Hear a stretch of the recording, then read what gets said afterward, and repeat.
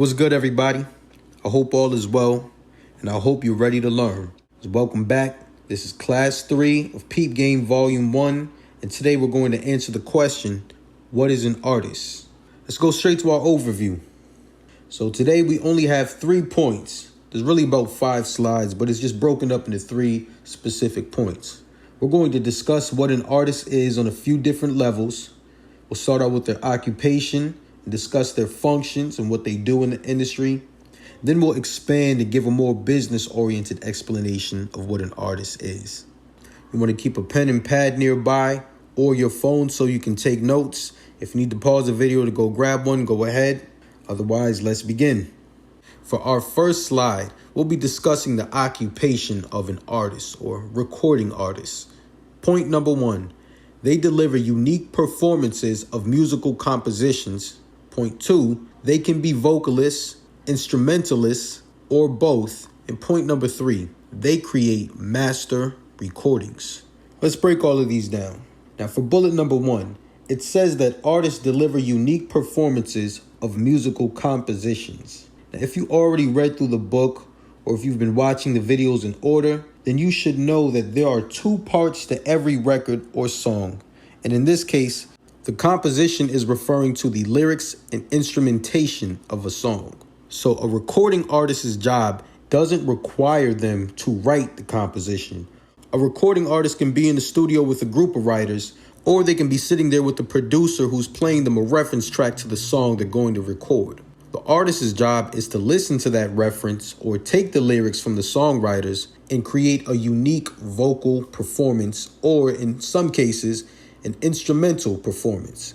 Which brings us to point number 2. The recording artist can be a vocalist, an instrumentalist, or both. In other words, the term recording artist isn't exclusive to people who sing, rap, or recite lyrics. A recording artist can be someone who plays an instrument. For example, someone can write the music for a guitar solo, and a guitarist can play or perform the guitar solo for a record. Or in another instance, a composer may create a section for the pianist or the drummer or the bass player in a band. It'll be the musician's job to take that composition and deliver a unique musical performance of it. Now, in the event that there's no lead singer in the band or on the song, that record will simply be referred to as an instrumental. It is actually quite common for artists to record instrumental albums. Now, in some instances, there are artists who do both. Dating back to the earlier 1900s, the soul, R&B, blues, funk, and gospel bands of those times often wrote, recorded, and played the instruments on their songs. And it's even still common for artists to do so today. Now, as for bullet point number 3, the artist creates the master recording. That unique performance of the musical composition, whether it be a vocalist, an instrumentalist, or somebody who does both, will usually be taken, mixed, and mastered, and then reproduced for distribution. Now let's move on to our next slide. What we have here is a visual representation of everything we just discussed on the previous slide. On the left hand, in the black and white photo, we have an artist from Stamford, Connecticut, who goes by the name of Jet Perry, and on the right, we have a group of artists. Specifically, the artist in the blue hoodie. His name is David.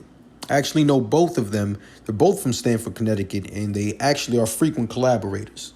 Both of them are songwriters as well as recording artists. Nonetheless, I'll be using them as examples of recording artists for today. Jet Perry is a solo artist and a vocalist, specifically a rapper, while David is a vocalist and instrumentalist and commonly plays with a group. Now, on either side, for both the solo artist or the band, the vocalist or the instrumentalist, there is a myriad of different examples or countless number of different career pathways. Some vocalists choose to perform as background singers. They're not always the main star on the track. They're there to support the lead vocalist or the lead singer. And the same applies to instrumentalists. Some instrumentalists make a living as session musicians. Now, in either case of the background vocalist or the session musician, either of them could be considered a work for hire. They don't have to write or contribute to the composition at all. They simply show up and record.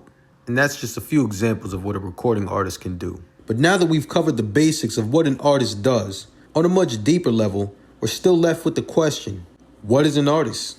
They're more than just musicians and vocalists. But on a business level, an artist can be defined as a brand or commodity. Now, for some of you, that definition may sound a little unorthodox, and it is, but nonetheless, that's why I'm here, to explain what is clearly true, but not widely understood. Here's why an artist is a brand. It has to do with the legal term called name, image, and likeness.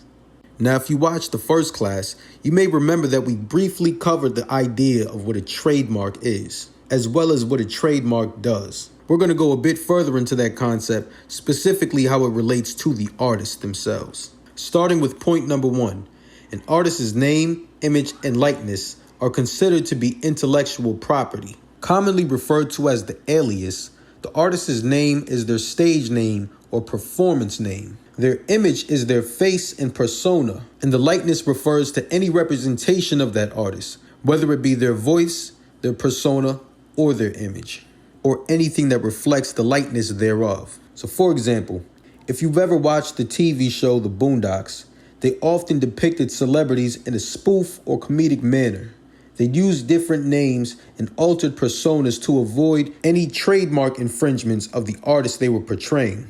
Or even take a look at South Park and how they use artists or other celebrities as well as their real names, but depicted them as short and stubby characters, much more in the likeness of the rest of the characters on South Park. Before an artist's name, image, or likeness can be exploited for monetary gain or for any other reason, they must be granted a license to do so. When an artist's name, image, or likeness is trademarked, it is publicly stamped as a business or service in the field of business and law. Which brings us to point number 2. Trademarks are considered intangible assets. And the reason being is they can be exploited for monetary gain, and they come with a set of rights. Ultimately leading us to point number 3. An artist is a brand, icon, or symbol. Your brand is the representation of a created concept. Let's hit the next slide and drive this point home. Point number 1. Whoever controls the trademark for the name, image, and likeness owns the rights of publicity. This dictates how the artist's brand will be used and presented. In nearly every record contract, the label or entity signing you will want a license to use the name, image, and likeness, making them the controller of the brand. And the rights of publicity will determine how, when, and where the artist can conduct business. As for point number 2, the trademark for the name, image, and likeness is directly linked to exclusivity. Basically, exclusivity states that the artist is only allowed to record and work for the interest of the label they're signed to. As it relates to the name, image, and likeness, no other company will be able to monetize music or any products connected to the artist underneath this exclusive agreement. Now keep following me. I have a little bonus slide at the end, and we will use that to tie together all of the information we just discussed. Moving along, do you know who this is? Now, depending on your age or your appreciation for older music, you may have been able to guess right away. Now, for others who don't know, this is a world-renowned vocalist and multi-instrumentalist.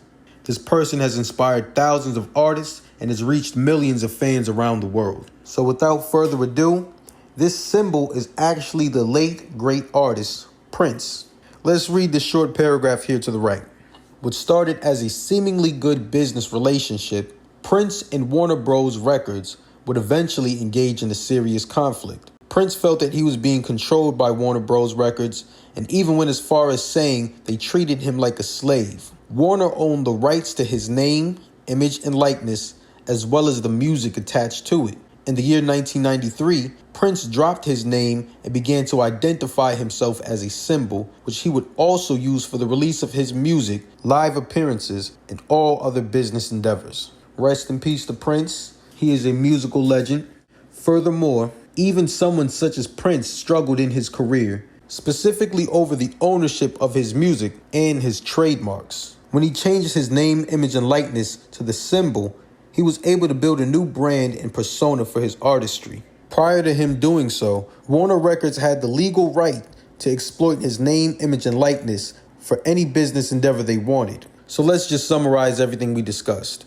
An artist delivers unique performances of musical compositions. An artist is a brand, image, or icon, and that claim is substantiated by the trademark of their name, image, and likeness. In class number 1, I stressed the importance of trademarking your business as well as your name, image, and likeness, or your musical alias. Alongside your records, your alias is your second greatest asset that you can own. Your alias is a part of your brand and is one of the primary tools that you'll be using to conduct business. That's it for today, and that concludes our class. As always, leave a treat in the comments and don't be afraid to ask any questions. And for all those who have any additional knowledge, please share it. We're a community and we're here to learn. Rewatch the video as many times as you need to, and I will see you in the next class.